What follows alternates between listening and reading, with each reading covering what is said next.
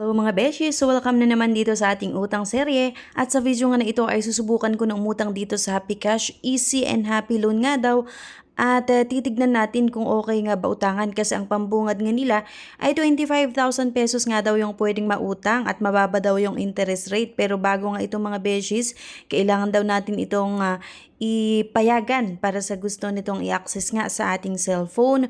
So kung makikita nyo nga 25,000 pesos yung pwedeng mautang, may 0.03% na interest per day daw up to 180 days na loan payment or loan terms and fast process daw in 3 minutes. Eh, susubukan ko ito mga beshes at tignan natin kung maganda nga ba ito pwede utangan kapag kailangan natin ng pera. So ito ilalagay lang natin yung ating mobile number at meron nga tayong matatanggap na one-time password na kailangan nating mailagay dito. Ayan, so login lang tayo mga beshes at may mga access nga daw ito sa ating cellphone to provide our services and process your loan application so blah blah blah. Ito nga yung access nila, device, yung location, app list, and camera, at yung SMS. So, kailangan lang natin basahin ito mga beshies, yung mga policy or privacy policy para at least may idea rin tayo kung okay nga ba, ano nga ba yung napapaloob nga sa loan app na ito. Kaya sana nga mapanood nyo ulit yung buong video nga natin para di ba magkaroon nga po kayo ng idea. So ayan, 25,000 nga yung maximum loan amount daw dito.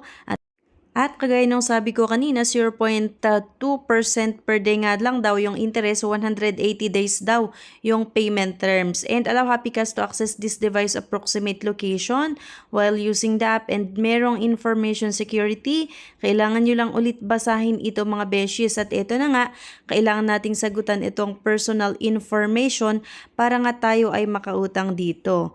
Okay, so ayan, educational level, mamimili nga lang tayo, number of children.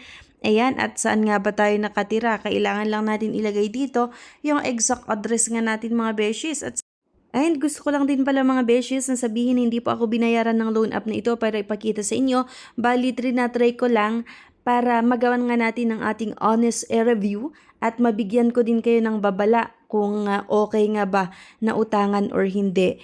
Pero siya nga pala mga beshies, itong mga details na nilalagay ko dito ay hindi po talaga ito yung totoong information ko. Gawa-gawa lang itong mga details na pinapakita ko sa inyo pero right after naman po ay binabalikan ko itong loan app, dinedelete ko itong mga pinapakita ko sa inyo mga details at pinapalitan ko ng tamang information ko nga kasi hindi naman talaga may ipoproceed nga yung loan application ko kapag mali-mali yung mga infos na ilalagay ko dito. So yun na nga, work information agad tayo mga beshes at mamimili na nga lang tayo kung ano yung ilalagay natin. Ayan, and sub-occupation, ilalagay mo nga lang din dyan. And then next, yung monthly income, magkano nga ba yung sahod natin or kinikita natin every month. And kailan ka sumasahod, twice per week or weekly lang or twice per month, ganyan, or once a month.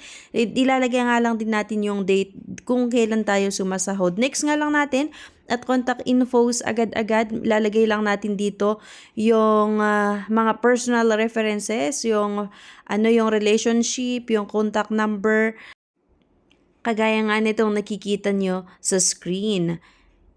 And ayun lang mga beshies, sagutan nga lang natin itong mga iba't ibang infos na hinahanap or tinatanong ng loan app na ito para nga makautang dito. And nakakaloka lang talaga kasi ang dami-dami yung mga hinahanap na information, yung mga pinapasagutan. Kaso lang hindi natin nga alam kung maaprubahan kaya ang aking loan application or hindi. So kagaya din nito mga beshies, hindi rin totoong number yung mga yan or wala pong may-ari sa mga number na yan. Bali, gawa-gawa ko lang din para nga maipakita sa inyo itong part ng pag-fill out ng personal references. So kapag nasagutan naman po natin ito lahat, magne-next nga lang tayo.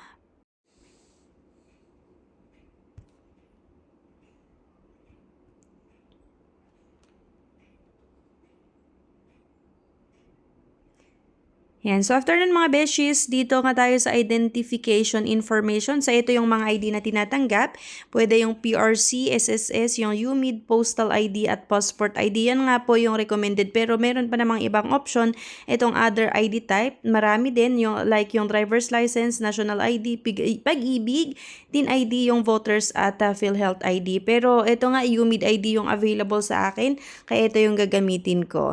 So, dito lang kailangan natin, pag na-upload natin yung ID, ilalagay nga lang natin yung ID number at sagutan yung mga yung complete name, yan. At ito nga, pagka-upload natin dito mga beshies, merong facial verification. Okay, so itatapat lang natin yung cellphone sa ating mukha at i-follow nga yung instruction. Then allow HappyCash to make and manage phone calls. And ayan, verify. So credit evaluation na agad tayo mga beshies.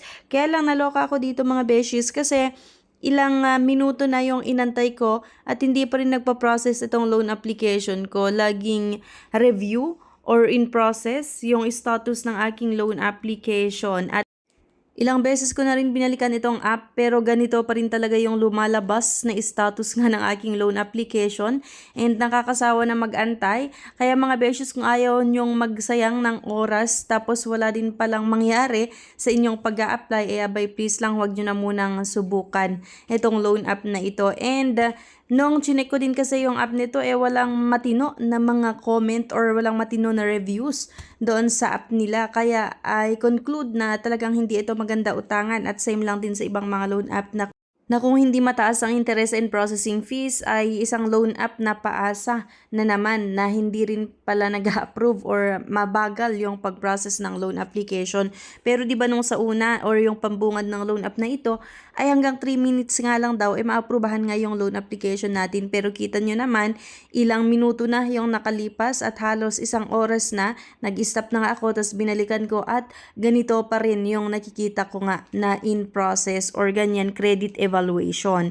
Kaya yan, kung ayaw nyo nga na magsayang ng oras sa pag-fill out ng mga infos at pag-upload ng mga IDs, ay wag nyo na itong subukan. And nakakaloka pa mga beshies kasi yung mga informasyon natin or yung mga infos natin na nilalagay natin at yung pag-upload natin ng isang ID ay parang nakakatakot lang na baka 'di ba kung saan gamitin 'di ba yung mga infos natin. Pero sana hindi naman. So ang gagawin ko na lang ay i-message ito mamaya-maya para 'di ba magtanong kung paano or ipapadelete ko nga yung details ko and yung mga ID na ni-upload ko and sana nga talaga gawin nila yon kasi 'di ba nakakatakot lang na nandito or nilagay na natin lahat yung information natin at yung ID ganito lang din pala. So ayan, application under review pa rin.